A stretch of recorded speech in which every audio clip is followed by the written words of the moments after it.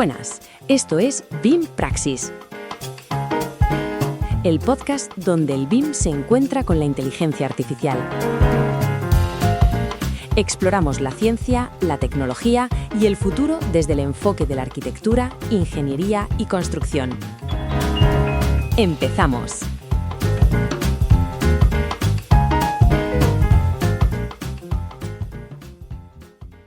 Muy buenas.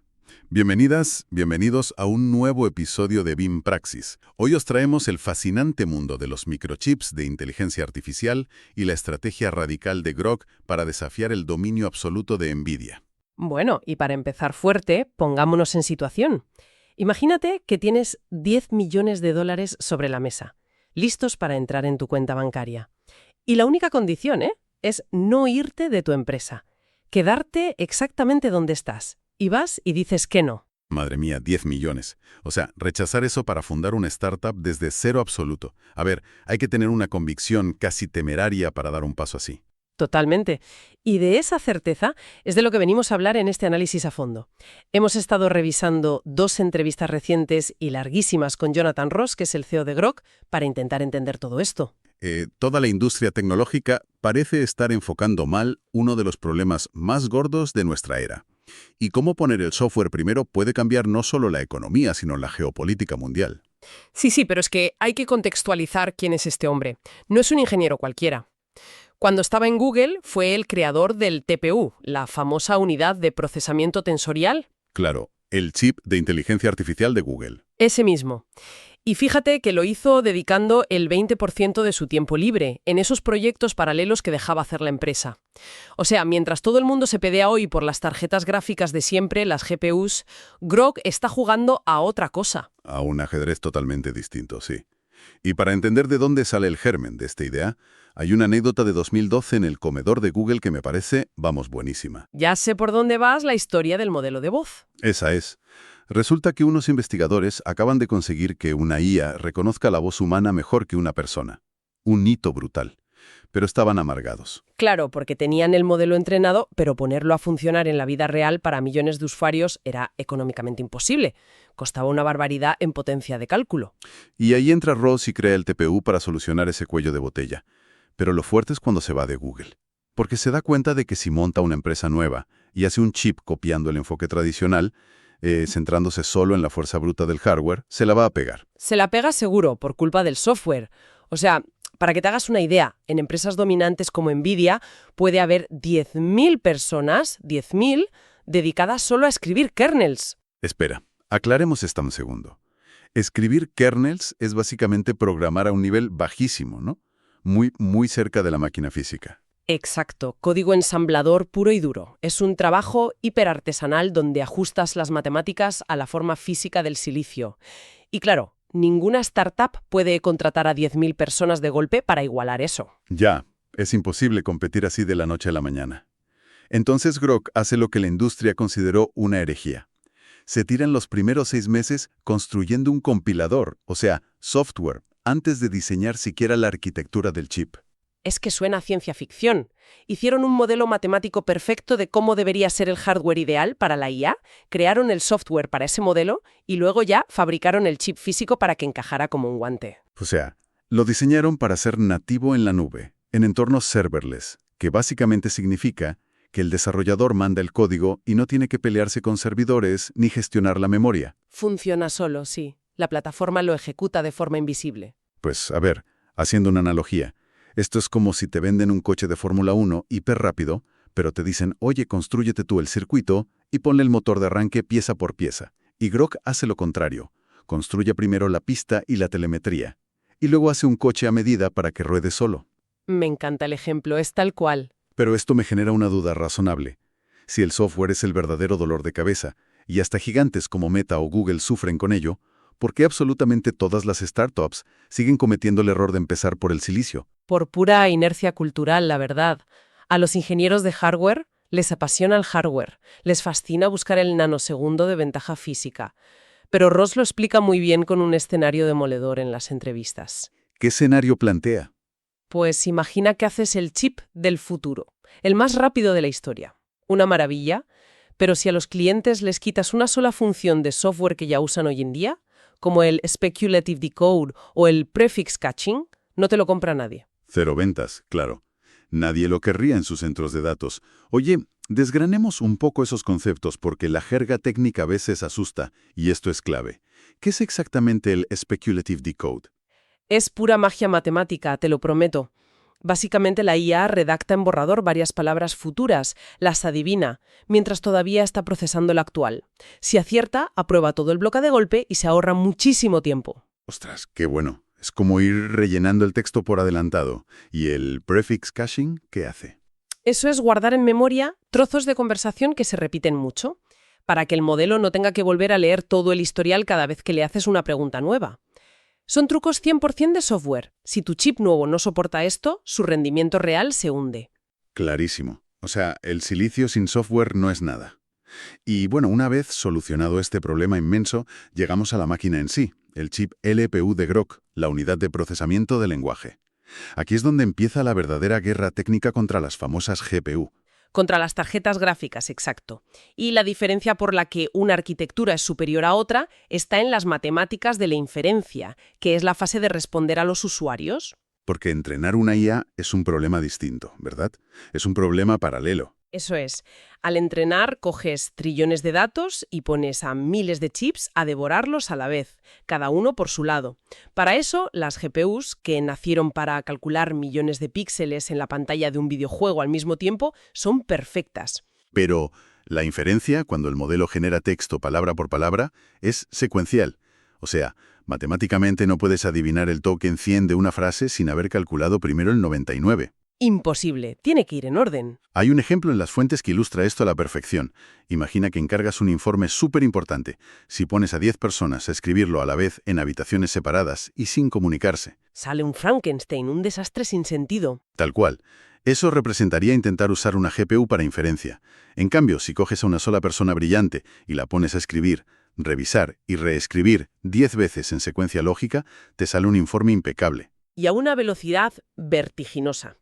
Esa es la esencia del LPU de Groq. Y fíjate, para conseguir que el hardware ejecute esa secuencia tan rápido, tomaron otra decisión drástica. Quitaron por completo la memoria externa. Adiós a la memoria externa, la famosa HBM. Pero a ver, ¿por qué? Si todas las tarjetas gráficas la usan. Sí, pero es un problema puramente físico. Los cables finísimos que conectan el procesador con esa memoria externa funcionan en realidad como pequeños condensadores eléctricos. Uy, espera, detengámonos en la física de esto. ¿Qué significa a nivel práctico que actúen como condensadores? Pues que cada vez que quieres mandar un 1 o un 0 por ese cable, primero tienes que llenarlo de electrones, tienes que cargarlo de electricidad para que la señal llegue al otro lado, y luego descargarlo. Ah, o sea que cuanta más distancia hay hasta la memoria externa, más energía desperdicias solo en cargar y descargar cables. Exacto. Gastas mucho más energía moviendo el dato de un lado a otro que haciendo la operación matemática en sí. Por eso Groq usa solo memoria interna, la SRAM. El dato vive exactamente donde se hace el cálculo. O sea, viaja milímetros en vez de centímetros. Y el impacto de rediseñar esto a gran escala es asombroso. En las fuentes explican que para correr un modelo masivo como Llama Maverick, no dividen el trabajo a ver qué chip está libre. No, conectan más de 3.000 microchips directamente entre sí, sin switches de red intermedios, sin nada. Es como una línea de montaje en una fábrica, ¿no? El token viaja por el silicio de los 3.000 procesadores casi al instante, perfectamente coreografiado. Y el efecto dominó que provoca no usar memoria externa te cambia todo el sistema. Al no desperdiciar electricidad moviendo datos, el consumo se desploma. Hablamos de gastar una tercera parte de la energía por cada palabra. Y esto, fíjate, soluciona el que seguramente sea el mayor cuello de botella de la IA hoy en día. El problema térmico, la refrigeración. Claro, porque montar un centro de datos basado en tarjetas gráficas ahora mismo es una pesadilla, que tarda años. Necesitas permisos eléctricos bestiales y sistemas de refrigeración líquida complejísimos porque los chips son auténticos hornos. Literalmente hornos industriales. Sin embargo, Groq levantó un centro de datos operativo en Finlandia en 34 días y otro en Arabia Saudí en 51 días. Es un ritmo de otro planeta. Lo consiguen porque están aprovechando lo que la industria desecha.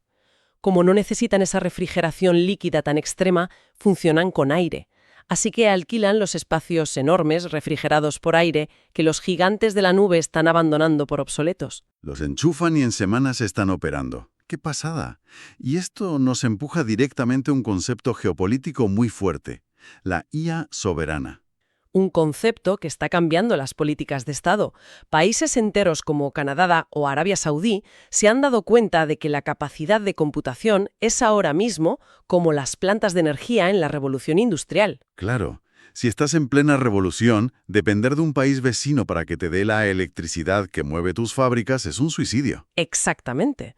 Estas naciones ven que la IA va a ser el motor económico y se niegan a depender de que 4 corporaciones de Estados Unidos decidan cuándo les toca comprar GPUs en una lista de espera de años. Quieren su infraestructura ya, bajo su propia jurisdicción, y con la tecnología de Grok, que gasta poca energía y se enfría por aire, les cuadra perfecto. Pero a ver, planteado así suena impecable, te lo compro. Ya viene el pero. Sí, tengo que hacer de abogado del diablo con el tema financiero. En las fuentes, Ross dice que quiere acaparar el 50% de la inferencia mundial tirando los precios casi a cero. Actuar como el Costco o el Amazon mayorista de los chips. Volumen muy alto, margen muy bajo, sí. Pero frente a los márgenes del 80% que tiene Nvidia, ¿cómo convences tú a los inversores de Silicon Valley de que ganar menos dinero por operación es una victoria? Es una pregunta buenísima. La clave es entender que entrenar IA y usar IA son mercados con economías opuestas. El entrenamiento es pura investigación y desarrollo. Ahí paras márgenes del 80% por tener el modelo más inteligente del mundo, cueste lo que cueste. Vale, pero la inferencia es el día a día. Es cada vez que el usuario usa la aplicación en el móvil. Y para que ese volumen gigante de operaciones sea viable, el coste tiene que tender a cero. Y aquí viene lo fascinante del argumento de Ross. Él dice que Grok es, irónicamente, lo mejor que les ha pasado a los accionistas de Nvidia. Eso sí que me parece contraintuitivo total. ¿Cómo vas a ser aliado si quieres hundir los precios? Por pura lógica financiera, si Grok absorbe el mercado de inferencia barata, Nvidia no tiene que meterse en esa guerra de precios. Queda protegida. Ah, ya lo veo. No tienen que devaluar sus productos estrella.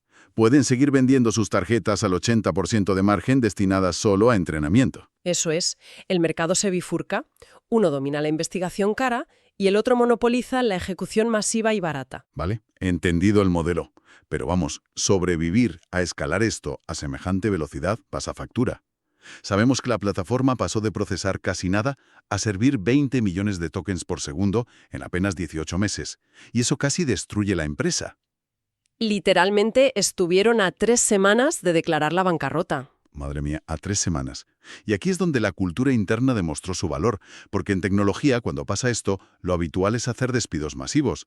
Pero si hacían eso, se quedaban sin los ingenieros que necesitaban para solucionar el problema. Así que miraron a la historia militar, a los bonos de la Segunda Guerra Mundial y crearon los bonos Grok. Propusieron a la plantilla recortes de sueldo voluntarios a cambio de acciones. El 80% de la plantilla aceptó el trato. Es brutal. Y lo más revelador, la mitad llegó a bajarse el sueldo hasta el mínimo legal permitido. Eso no se hace solo por dinero, requiere una fe ciega en la tecnología.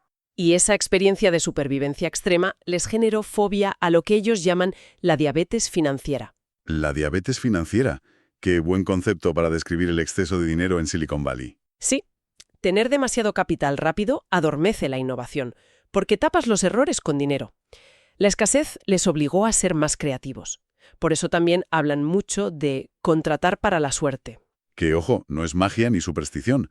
Es construir un equipo que esté predispuesto a aprovechar oportunidades que otros ignoran. El mejor ejemplo es cuando pivotaron hacia los grandes modelos de lenguaje, los LLM. Al principio, sus propios ingenieros dudaban de meterse ahí. Pensarían que no podían competir con los gigantes establecidos, lógico. Claro, pero Ross insistió. Vieron que su hardware secuencial encajaba perfecto con cómo los modelos generan texto palabra a palabra. Apostaron, se hicieron virales y capitalizaron algo para lo que ya estaban preparados. Ya, pero liderar a este nivel de caos y velocidad no se hace dando microórdenes a los ingenieros, y ahí entra el detalle físico de la moneda de desafío que todos llevan en el bolsillo. Una moneda inspirada en el libro Turn the Ship Around sobre un submarino nuclear estadounidense, ¿sí? ¿Y qué nos dice esa moneda sobre su estilo de liderazgo intencional. Pues que en vez de dar órdenes microscópicas y decirle al equipo cómo hacer su trabajo, marcaron un objetivo simple y binario grabado en la moneda: alcanzar los 25 millones de tokens por segundo. Fijas el norte magnético, das el contexto y dejas que los expertos empujen el barco. Es una lección organizativa brillante, la verdad. Y bueno, para cerrar este análisis, me gustaría plantear un pensamiento provocador a la audiencia. A ver, cuéntanos. Hay un dato que me dejó pensando. Ross destacó que de los 2 millones de desarrolladores que usan su plataforma, 400.000 operan desde la India, con una ética de trabajo implacable y sin las comodidades de Silicon Valley. Es un ejército de talento puro, sí. Pues la pregunta que me queda en el aire es, si el coste de pensar y razonar mediante IA tiende a cero gracias a tecnologías como las de Grok, estamos a punto de ver cómo las próximas 5 tecnológicas más grandes del mundo nacen no en California, sino en regiones emergentes que sepan exprimir al máximo esta computación democratizada. Es para pensarlo, desde luego. Antes de despedirnos hasta el próximo programa, os informamos de que las voces que oyes han sido generadas por la IA de Notebook LM y que dirigiendo el podcast se encuentra Julio Pablo Vázquez, un humano que te envía saludos. En caso de error, probablemente sean errores humanos. Nos escuchamos.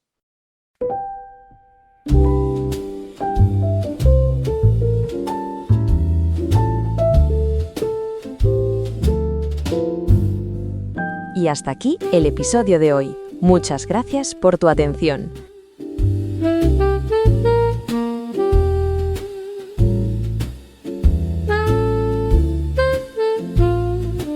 Esto es BIM Praxis. Nos escuchamos en el próximo episodio.